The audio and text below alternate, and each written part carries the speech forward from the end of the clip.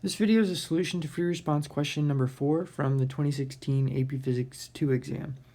The problem statement says that we have a resistor, capacitor, battery, and a switch that are all in a series circuit. And so I'm going to draw that circuit. We have our battery with a potential difference epsilon across it. We have our resistor, which has a resistance R.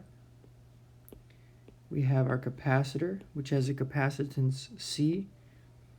And then finally the switch, which I think initially is going to be open like that.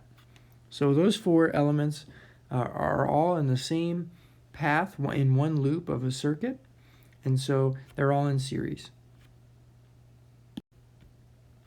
Part A1 says, determine the current in the resistor and the potential difference across the capacitor immediately after the switch is closed. What I know about this circuit is that when the switch is open, there's no, and the capacitor is uncharged, there's no charge that has been built up on the capacitor. And for that reason, there's no potential difference across the capacitor. And that's also true the moment immediately after I close the switch, there's still no charge built up on the capacitor. And so for that reason, I'm going to say that the voltage across the capacitor, which I'll call delta VC, should be equal to 0 immediately after the switch is closed.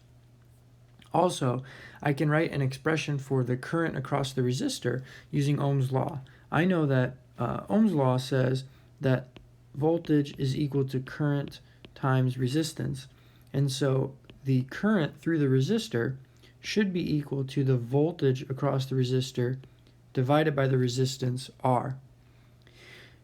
Initially, since the capacitor doesn't have any charge built up on it, there's no potential difference across the capacitor, which means the only element besides the battery that can have a potential difference across it is the resistor. And if the resistor is the only element that can have a potential difference across it the moment the switch is closed, then that means the entire potential difference of the battery will be across the two sides of the resistor. And so I can say that the potential difference across the resistor is equal to the potential difference across the battery. And so the current through the resistor is epsilon divided by R. And so the two answers that I need to provide here, one, the current through the resistor is equal to epsilon divided by R, and then the voltage across the capacitor is equal to 0. A long time after the switch has been closed, there's been time now for the capacitor to build up charge, and once the potential difference across the capacitor becomes equal to the potential difference of the battery, then current will no longer flow. And so for part A2, determine the current in the resistor and the potential difference across the capacitor a long time after the switch is closed. My answers kind of flip-flop here. The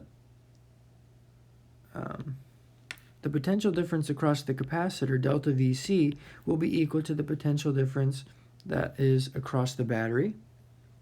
And the current in the resistor will be equal to 0, because once that capacitor has the same potential difference as the battery, no more charge will flow. So the current in the resistor will be equal to 0. And so these are the two answers I need to provide for part A2. Part B says, now the switch is opened, the capacitor is discharged, and a second identical capacitor is added to the circuit in series with the other components. So the only difference here in the circuit is, maybe if I just redraw the right side of the circuit that's up above, instead of just having one capacitor, we're going to have one and then a second capacitor. So two capacitors, each with the capacitance C. If they're identical, they have the same capacitance. So B1 says, a long time after the switch is closed, the energy stored in the single capacitor in the original circuit is U1, and the total energy stored in the two capacitors in the new circuit is U2. So due to the separation of the charges on the capacitors, that potential difference, there's some energy stored in each capacitor. They want us to calculate the ratio of the energies in the capacitors of the two circuits, U1 divided by U2. As given by our equation sheet, the energy of a capacitor is 1/2 the capacitance times the voltage squared. And so in the first circuit, U1, the energy given by that single capacitor is 1/2 C times the voltage across it, which is epsilon squared. And now in the new circuit, the energy given by one of those capacitors is given by 1/2 the capacitance times the voltage across it. But now that there's two capacitors, the sum of the voltage drops across those two capacitors needs to add up to the voltage of the battery. Again, after the switch has been closed and the capacitors become charged, there's no voltage drop across the resistor, and so the sum of the voltage drops, if I go up to my picture, delta V of the first capacitor and delta V of the second capacitor need to add up to the terminal voltage epsilon. Since the capacitors have the same capacitance, then those voltage drops should be equal to one another. And for that reason, each of the capacitors will have a delta V across it, which is equal to epsilon divided by 2. So in my equation, I'm going to write epsilon divided by 2, and that quantity in the equation is squared. This is, what I've written so far, is the energy in one of the capacitors in the new circuit. And since there's two capacitors, I need to take this equation and multiply by 2. And so what they're asking me to do in part B1 is I need to take my equation for the energy in the first case and divide by my equation for the energy in the second case. And so I need to be very careful to make sure that I distribute the squared in the second equation, and then I cancel out all of my extra factors that are introduced due to the change in the potential difference. And I will leave it to you to show that if I do U1 divided by U2, then I will find that everything in those equations cancels except for an extra factor of 2. So I'd like for you to double check this, but my answer to part B1, my calculation shows that U1 divided by U2 is equal to just 2.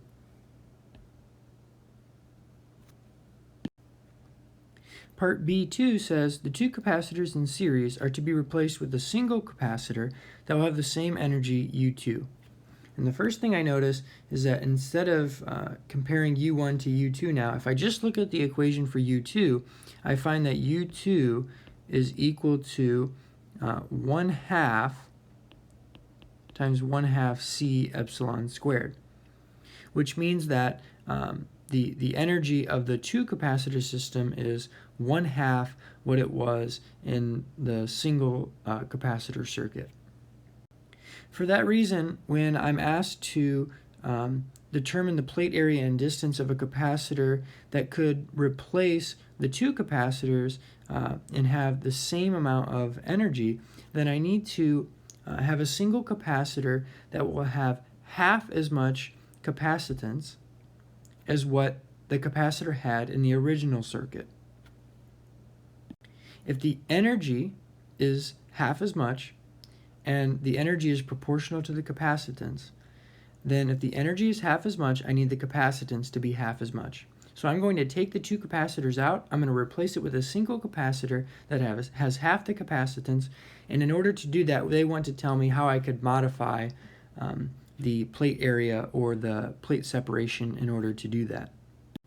And so we need to recall that capacitance, in terms of determining what that capacitance is due to the physical characteristics of the capacitor, is epsilon naught times A divided by D. And so one way that I could create a capacitor with half the capacitance is I could keep the separation between the plates the same, but I could reduce the area of the plates of the capacitor by a factor of 2. So I could cut the areas of the plates in half, keep D the same, and I would have a capacitance which is half as much. The last part of this problem says the students are then asked to design two circuits, each containing a switch, battery with small internal resistance, light bulb, and a capacitor.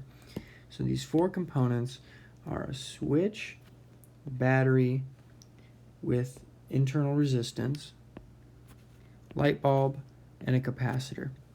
In arrangement 1, the bulb should gradually light up after the switch is closed, becoming the brightest after the switch has been closed for a long time.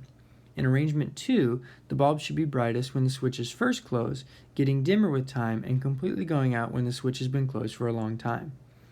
We need to use standard symbols to draw these two circuits, one showing a possible circuit arrangement for number 1, and then the other showing a possible circuit for arrangement number 2.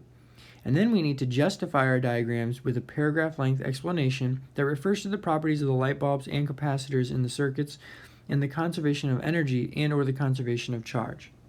So we need to start by designing these circuits, and then we can talk a little bit about why those circuits work. For the first circuit, for arrangement 1, I need the light bulb and the capacitor to be in parallel with the voltage source. And so I'm going to draw the battery at the bottom, which is going to be in parallel with the light bulb. The switch will be next to the battery, and then the capacitor will also be in parallel with the light bulb and the battery. If we look back up to the requirements for arrangement 1, the bulb should gradually light up after the switch is closed, becoming the brightest after the switch has been closed for a long time. If I look at the way that the circuit is arranged for arrangement 1, initially the light bulb is going to have some resistance, and so most of the current is going to flow through to the capacitor. As the charge builds up on the capacitor, current will gradually start to flow more and more and more into the light bulb. And so the moment I close the switch, the light bulb is part of the circuit and it should turn on, but the brightness of the light bulb in this arrangement should gradually increase as the charge on the capacitor builds up. So long as the battery can provide a potential difference, and so long as the switch is closed, the light bulb then should remain on with the capacitor charged. And now let's talk about arrangement number 2.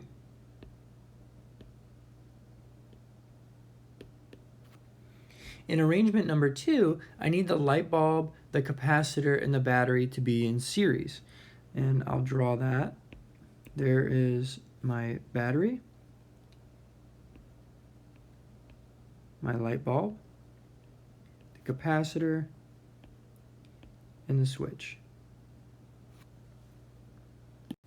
In arrangement number 2, I need the bulb to be brightest when the switch first closes, and then I need the light bulb to get dimmer as the charge on the capacitor increases. And here I know that's going to happen because since the battery and the capacitor are in series with one another, as the charge builds up on the capacitor, eventually the potential difference across the capacitor will equal the potential difference across the battery, and once that happens, the current will stop flowing. So in arrangement 2, as I've drawn it in series, this circuit is a circuit which will have initially some strong current, and then eventually it's going to slowly die off as the charge on the capacitor increases. And so we should get the brightest light from the bulb initially when the switch is closed, and then after a while the bulb will go out because there's no more flow of current. So far, although I haven't really written it, I think I've addressed most of the things that need to be in the paragraph. After getting these circuits, I would want to make sure that I describe fully what happens to the current and the potential difference across these different components after the switch is closed and after a long time, and compare that to the requirements that are stated in the problem statement. As I'm doing that, I want to make sure that I use Ohm's law, V equals IR, to explain why the current goes up or down due to the potential difference across the capacitor in each case. And I want to also explain how the brightness of the light bulbs is related to the current, perhaps by using P equals I times V, or P equals V squared over R, to explain that the brightness of the light bulb is related to the power expended by the light bulb. And so if I can explain what's happening with the current using Ohm's law, I can explain what's happening in terms of the brightness of the light bulb using the power equation. So I think a paragraph which uses a description of these two arrangements and says some of the things that I've said along the way, as long as we address all the things that are answered in the question and you've said that clearly, then that should be, good enough for the paragraph that you write for Part C. One thing that I'd like to point out is when you're drawing the circuits, we want to make sure that, when other people look at your circuits, we can understand what's going on. And so our symbol for the light bulb and the switch of the capacitor, all pretty common. One of the things that I see them doing with their batteries in their circuits is they draw, multiple batteries connected together, which looks like this. There's still just one positive and one negative terminal of the battery. But when you draw multiple batteries connected to one another like this, I think it makes it a lot easier to see that, in fact, it is a battery and not a capacitor. And so if you want to draw the batteries as I've been drawing them, just make sure that the battery clearly has one line that's longer than another, and that your capacitors very clearly have plates which are the same length.